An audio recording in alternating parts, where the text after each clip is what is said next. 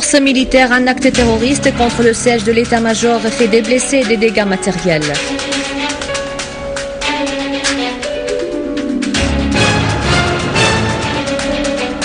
L'armée arabe syrienne frappe de plein fouet les terroristes mercenaires à Alep, à Hama, Homs et à Raqqa. Bogdanov al-Ibrahimi compte résoudre la crise en Syrie sur la base de la déclaration de Genève.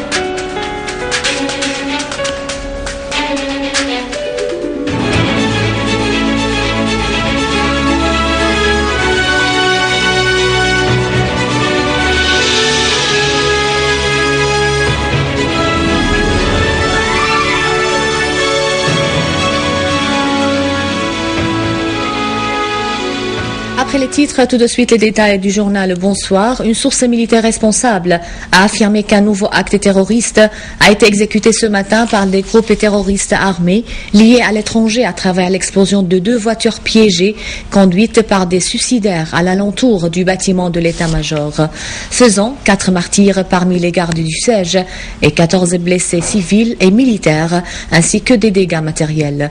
La source a souligné que les 2 attentats ont été accompagnés de tirs nourris par des éléments terroristes dans les abords du bâtiment et les rues avoisinantes pour semer la panique parmi les civils, affirmant que les services compétents se sont empressés pour faire face aux terroristes et traquer leurs résidus dans la région.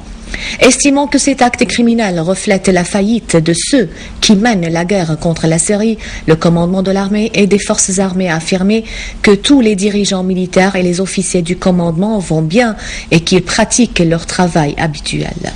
Il a ajouté que ce crime odieux n'aboutira qu'à l'augmentation de la détermination des forces armées à poursuivre l'affrontement du terrorisme et à éliminer toutes les personnes qui se permettent de porter atteinte à la sécurité de la patrie et des citoyens. Et voici maintenant les images de l'exécution des 2 attentats terroristes comme les ont prises les caméras de surveillance de Dar al-Assad pour la culture et les arts.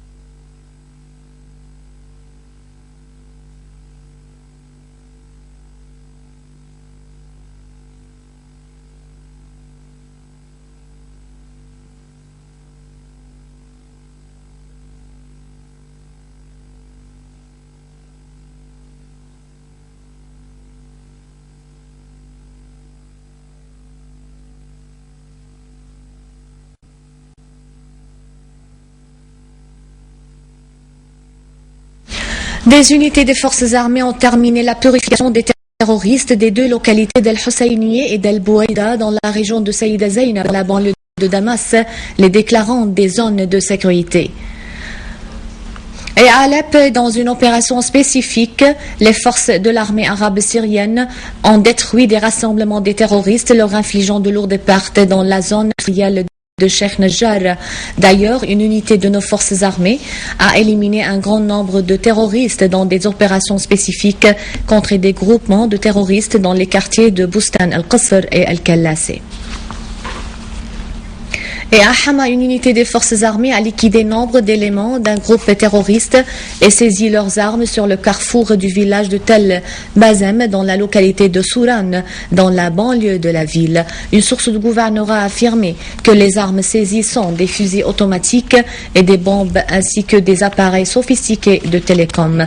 D'ailleurs, une unité du génie a désamorcé un engin explosif planté par un groupe terroriste dans le quartier de Masha al-Arba'in à Hama. Selon une source haut placée, l'engin pesant plus de 200 kg a été déposé par les terroristes entre les bâtiments du quartier.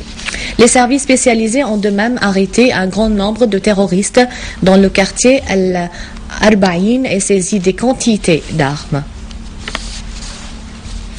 À Homs, une unité des forces armées a détruit à l'aube 3 voitures près de la mosquée d'El Zawiye à Souk El-Hashish.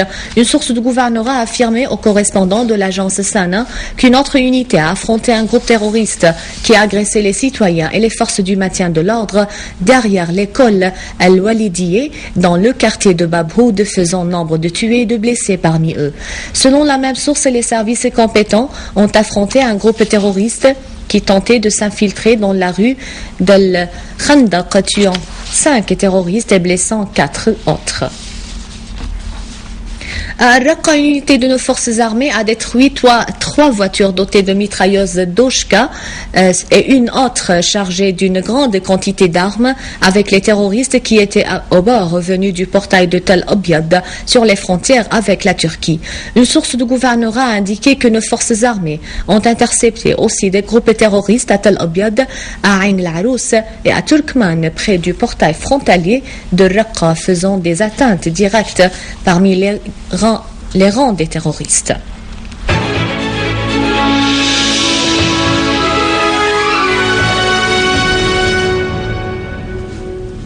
Le président russe Vladimir Poutine a averti aujourd'hui à Moscou d'un recours à la force sans revenir à la charte de l'ONU, soulignant que ce que l'on appelle la gestion des crises ne sert désormais à rien. Poutine a expliqué que l'on ne peut pas travailler dans un monde civilisé sans faire référence à la loi internationale, affirmant qu'un recours unilatéral à la force mènerait à de graves conséquences, à savoir la déstabilisation et le chaos dans le monde. De son côté, le vice-ministre russe des Affaires étrangères Mikhail Bogdanov a affirmé que le nouvel émissaire onusien pour la Syrie, Lakhdar Ibrahimi, qui a rencontré Sergei Lavrov en marge des réunions de l'Assemblée générale de l'ONU, l'a informé de son intention de travailler à partir de la déclaration de Genève pour régler la crise en Syrie. Dans une déclaration à la presse citée par la chaîne russe Today, Bogdanov a souligné qu'Ibrahimi œuvre à tirer beaucoup d'idées utiles de cette déclaration qu'il a qualifiée de constructive. Il a souligné que Lavrov a informé l'Ibrahimi de la disposition de Moscou à l'accueillir à la date qui lui convient. Parallèlement, les travaux de la 67e session annuelle de l'Assemblée générale de l'ONU se sont poursuivis à New York. Le président américain Barack Obama, qui a fait l'éloge de la démocratie à l'américaine en Afghanistan, en Libye, au Yémen, a affirmé que cette démocratie fleurit aujourd'hui en un printemps arabe promettant pour l'Occident. Pour sa part, l'émir du Qatar a appelé, dans son discours, à dépêcher des forces arabes en Syrie pour la faire soumettre. À la fin de ce journal, un rappel des principaux titres.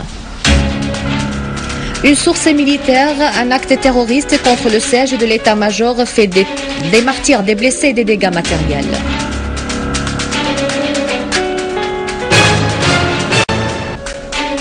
L'armée arabe syrienne frappe de plein fouet les terroristes mercenaires à Alep, Hama, Homs et Raqqa.